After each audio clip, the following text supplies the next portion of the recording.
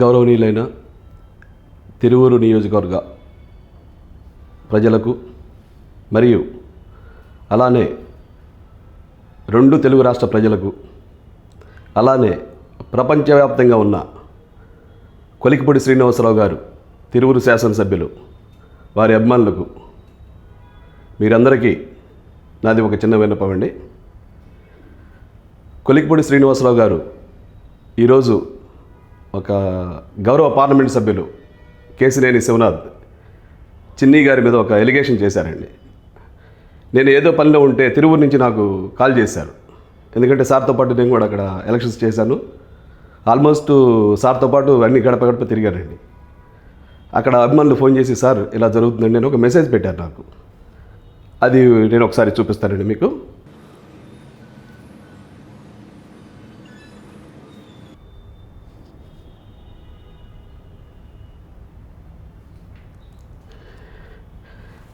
శ్రీనివాసరావు గారు, నిన్నటి వరకు బావాని సంబంధించుకున్న మరిద్దరం కూడా ప్రజలకు మంచి చేద్దామనే ఆలోచనతోనే మీరు ఎమ్మెల్యేగా గెలిచిన సందర్భంలో చాలా సంతోషించాను. బట్ ఈరోజు నేను నా అంతటి నేను మీడియా ముందుకు రావాల్సి వచ్చింది. ఎందుకు వచ్చాను అనేదానికి మీకు ఒక కారణం చెప్తాను. ఒక తల్లి తన బిడ్డని నవమాసాలు కడుపులో దాచుకొని పెంచి జన్మనిచ్చిన తరువాత వాడికి మాటలు వచ్చిన తర్వాత, అమ్మా నన్ను కంటానికి నాన్న దగ్గర ఎంత తీసుకున్నావు నువ్వు అని అడిగితే ఆ తల్లి ఎంత బాధపడుతుందో ప్రస్తుతం మన గౌరవ పార్లమెంట్ సభ్యులు కేసినేని శివనాథ్ చిన్ని గారి పరిస్థితి కూడా అదే విధంగా ఉంటుంది. ఎందుకనేదానికి నేను సమాధానం చెప్తా. మీకు ఎమ్మెల్యే టికెట్ రాకముందు 9 నెలల నుండి సార్తో మీకు పరిచయం. మీకు గుర్తుందో లేదో, మీరు చిన్ని గారి ఆఫీస్కి వెళ్ళినప్పుడు సార్ లేకపోతే అక్కడే భోజనం చేసి అక్కడే కుర్చీలో పనుకునేవాళ్ళు. చిన్ని గారు ఆఫీస్లోకి రాగానే మిమ్మల్ని చూసి అరే ఏంటి శ్రీనివాస్ గారికి ఒక రూమ్ అయిపోయారా అనేవాళ్ళు. అది నాకు బాగా తెలుసు. కానీ ఈరోజు మీరు ఆయన మీద చేసిన ఎలిగేషను అసలు ఏం చేస్తున్నారు? ఆకాశం మీద ఉమ్మేస్తున్నారు. మీరు ఒక తల్లిని అవమానించినట్టుగా అవమానిస్తున్నారు. ప్లీజ్ మీరేమైనా చెప్పదలుచుకుంటే మీరు ప్రేమించే, మీరు అభిమానించే అంబేద్కర్ సాక్షిగా పీడబ్ల్యూడి గ్రౌండ్స్లో అంబేద్కర్ విగ్రహం ముందు రేపు రాండి. సార్ చిన్ని గారితో పని లేదు, నేను వస్తా చిన్ని గారి బదులు, అక్కడ మాట్లాడుకుందాం. నీతి నిజాయితీ గురించి మాట్లాడే మీరు మాకు ఆదర్శం. అదే ఆదర్శాన్ని మీ నుంచి అందిపుచ్చుకున్నాను నేను. రండి ప్లీజ్, దయచేసి తిరువూరు నియోజకవర్గ ప్రజల గౌరవాన్ని కాపాడండి. సార్ నిన్నటి వరకు మీతో జర్నీ చేశాను నేను. అత్యున్నతమైన స్థానాన్ని తిరువూరు ప్రజలు మీకు కట్టబెట్టారు.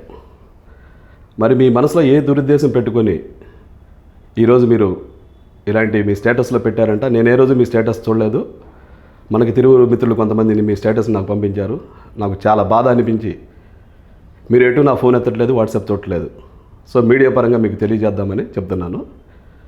5 కోట్లు అనే అక్షరాన్ని మీరు బాగా వంట పట్టించుకున్నారు. ఈ 5 కోట్లు వెనక నిజాలు నీకు తేలుద్దాం.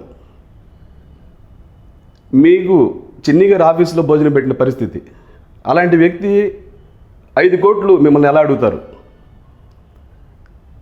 జనాలు చెప్పినా నమ్మాలి కదా శ్రీనివాస్ గారు. ఒక్కసారి ఆలోచించండి. సరే మీరే బయట పెట్టారు కాబట్టి నిన్ననే నేను మన విజిల్ ఛానల్ యాజమాన్యంలో అడిగాను, 5 కోట్ల రూపాయలు ఇది జరిగింది, మీ బ్యాంక్ స్టేట్మెంట్స్ తీసుకురమ్మని.